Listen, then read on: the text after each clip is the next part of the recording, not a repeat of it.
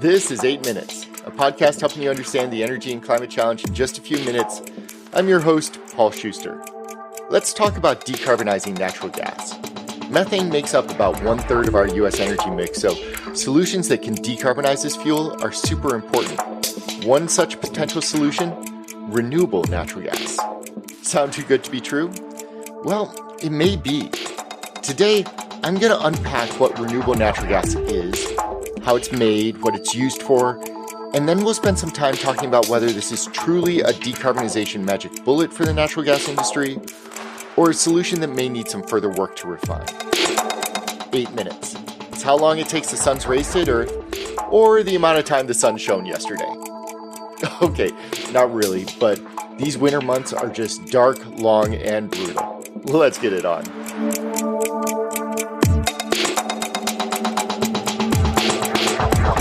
We burn a lot of natural gas in the U.S.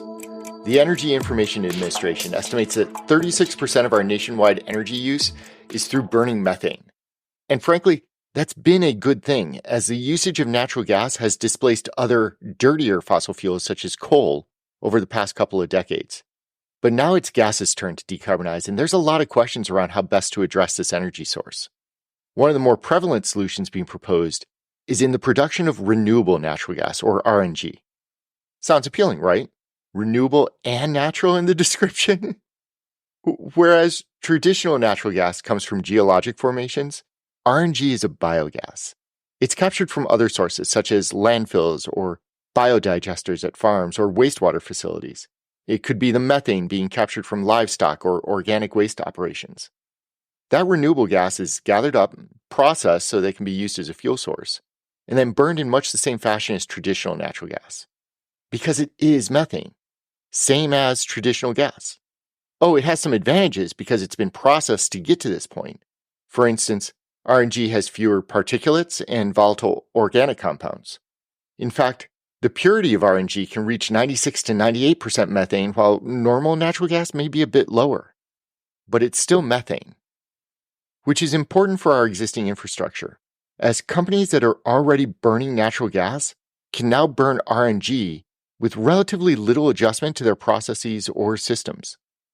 End users can claim decarbonization goals while not having to overly disrupt their existing operations. But if RNG is just methane in a different package, what makes it a viable decarbonization solution? The theory here is twofold, which kind of work with each other. First, RNG is the methane captured from biological material like plants and trees. These are resources that captured carbon in the first place, so the idea is that you're not introducing new carbon into the atmosphere, just carbon that had already been captured, so the process is carbon neutral. The second argument for RNG being a sustainable solution is that the methane coming from livestock and landfills, well, that's methane that's being released into the atmosphere anyway. If we can capture that and use it in place of traditional natural gas sources, that's kind of like taking an entire methane stream completely off the table. Whereas before, we had two streams of methane, one to burn and one that was going straight into the atmosphere. Now we just have the single stream of burning methane. But this is why it gets tricky, and why the evolving considerations for RNG are so complex. Let's take that last point about using captured biogas, processing it, and using it as an alternative fuel source for traditional natural gas. From a very valid perspective, we're capturing methane, which is a far more potent greenhouse gas than carbon dioxide is. And we're displacing a traditional natural gas source, so this is a more climate-friendly solution. But it's not zero carbon. We can't just look at the narrow focus of just the methane capture and claim success. The entirety of the carbon cycle here needs to be considered, because the RNG that we're burning still emits carbon dioxide into the air.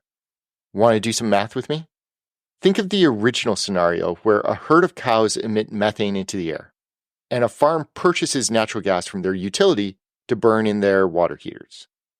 The cows may emit 1 part methane, and the water heaters may emit 2 parts CO2. Now, the farm installs a capture system for that methane, processes it up to RNG standards, and burns that instead of the gas from the utility.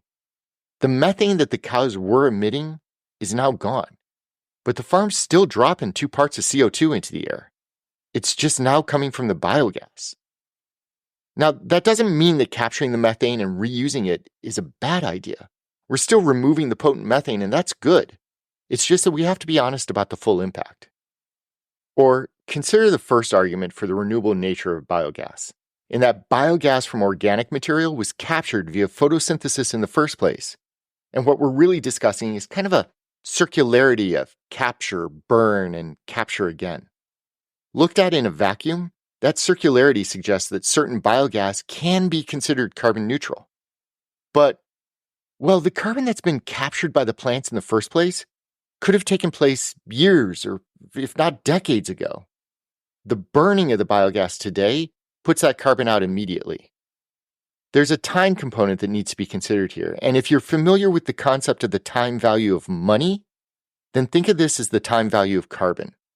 Carbon captured today is more valuable than carbon captured in the future. The last concern? RNG is expensive. It's about 50% more expensive than traditional natural gas, and there are fewer than 200 RNG projects operating in the US, which means that even if you want to pay for that type of premium for RNG, it may be really tough to get your hands on the biogas in the first place.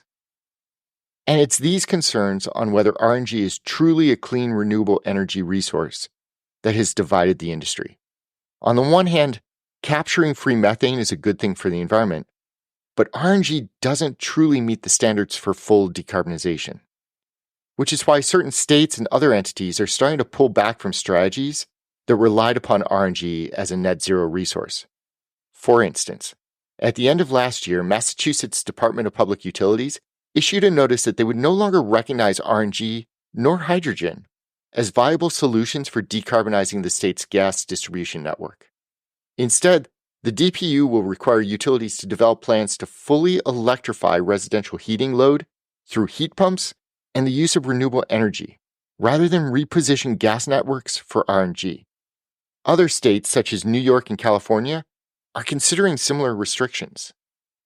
And this debate has ramifications at the federal level as well.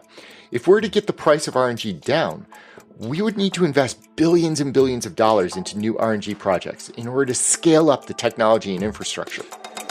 But if RNG isn't going to fully bring us to the end goal of a net zero economy, well, is that type of investment really worth it? Or should we take the path of Massachusetts and simply invest behind full electrification in the first place? But then, what do you do about the methane in agriculture that wouldn't then have had an end market anymore? RNG is a tricky subject, but it's a topic that needs to be looked at across the entirety of the carbon life cycle and not easily dismissed as clean energy. I'm Paul Schuster, and this has been your 8 Minutes.